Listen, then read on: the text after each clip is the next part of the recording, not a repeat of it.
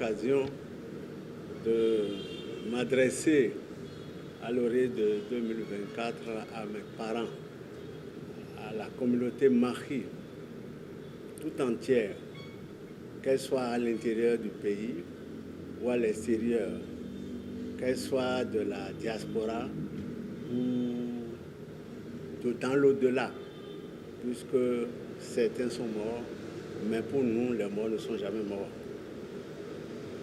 Ma joie est de me voir en 2024. Me voir en 2024 en bonne santé.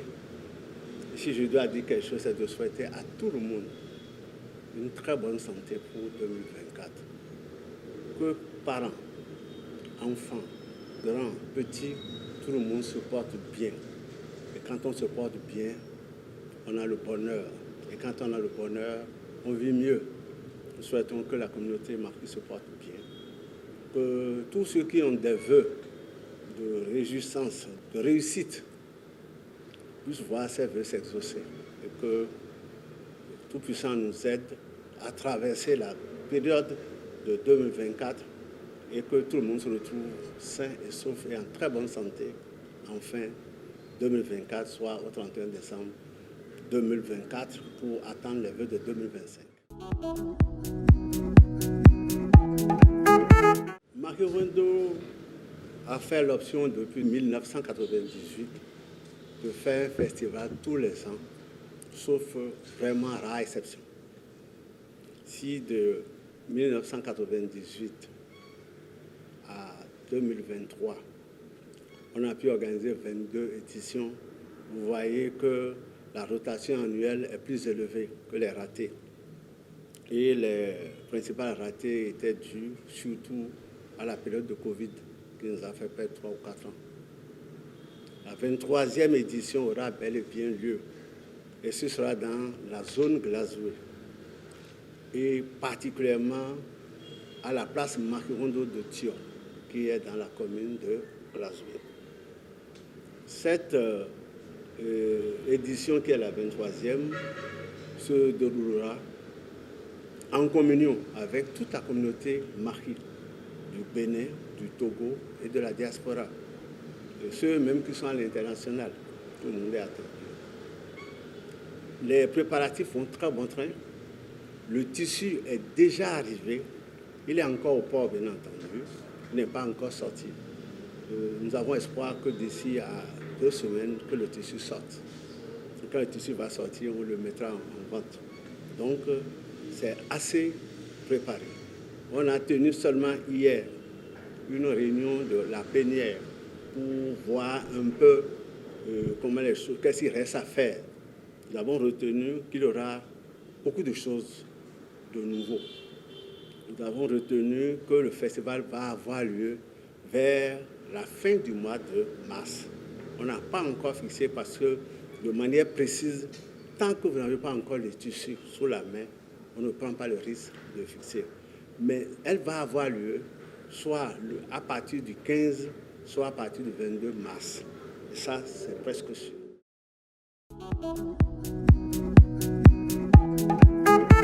Bon, je vais d'abord rectifier quelque chose. À Kouankou, les artistes d'inspiration traditionnelle se sont bien déployés.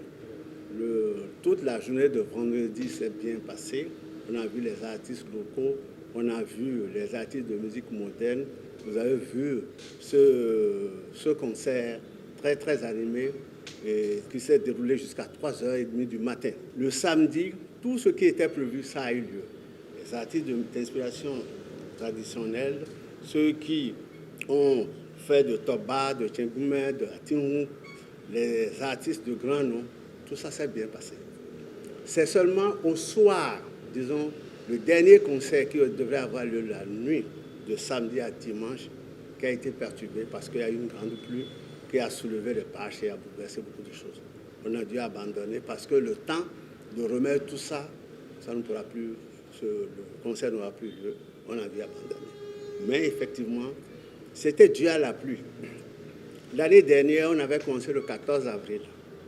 C'était déjà un peu trop risqué pour la période de pluie. Mais vous savez, la pluie, c'est pas aussi mauvais que ça, étant entendu que la pluie n'a pas de saison. Il y a 4-5 jours, il y a eu grande pluie à Cotonou. Pourtant, on est en pleine saison sèche. Il fait même extrêmement chaud. Nous souhaitons que la nature nous soit plus clémente cette année et que le festival ait lieu dans de bonnes conditions. On organisait au début le festival en août, une période de forte pluie. Ça marchait souvent, mais vous ne pouvez pas, pour une œuvre humaine, vous empêcher de sentir des ratés. Donc le festival va avoir lieu cette fois-ci un peu plus tôt, en mars, probablement à partir du 15 mars ou le 22 mars au plus tard. Cette année, il y aura plus de variétés. Plus de variétés parce que la zone Glasgow, c'est l'une des zones les plus... où il y a plus de musique, de chanteurs, d'artistes dans la zone Mahi. La plupart des grands noms de la musique Mahi se trouvent dans cette localité, surtout sur le plan de la musique traditionnelle. Cette année, on verra beaucoup de choses, un peu plus même que par le passé. Il y a des gens qu'on n'a pas souvent vus à Makirondo. Par exemple, l'artiste Bézé, qu'on n'a pas souvent vu à Makirondo, il va se produire. Il y aura plein de choses. Et l'autre particularité, c'est qu'il y a un artiste qui, du fait de son décès, nous manquera. C'est Bema Omede. Et exprès, à cause de ça, on a monté un orchestre de Lomba. La musique que fait Bema Omede, cet orchestre va se produire à Glasgow, à Tio précisément. C'est un orchestre composé de 15 membres, à la tête duquel se trouve le fils de Bema Omede, dès demain on l'appelle habituellement. Cet orchestre va se produire à la place de Bema Omede et ça réserve au public de la musique vraiment de valeur. Je suis très heureux de prendre parole ici. Nous avons un métier marqué, nous avons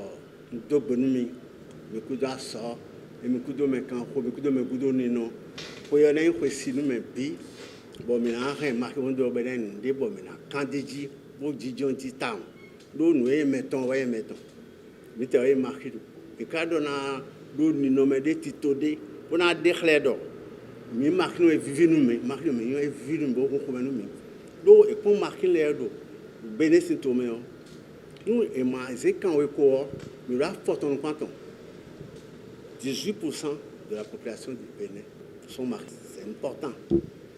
Nous supportons, nous pouvons baisser Wessé, Kakara doté, Atelei, Tonton Boyi, Aïe, Natemou, mon quartier de vos marquins que des démons, Aïe, Paracouaï, à la gare, il y en a, et nous supportons, mais quand on bon, et on les émidos font, bon, mais on y a mis fond. Bon, Kaka va m'aider à timber et cambier le total. On a un autre ciblage de mi marqué, bien marqué pour la nous d'or. Tu vas bien bilancer, marqué nous, fond nous. Et bien, maintenant, quoi, nous devons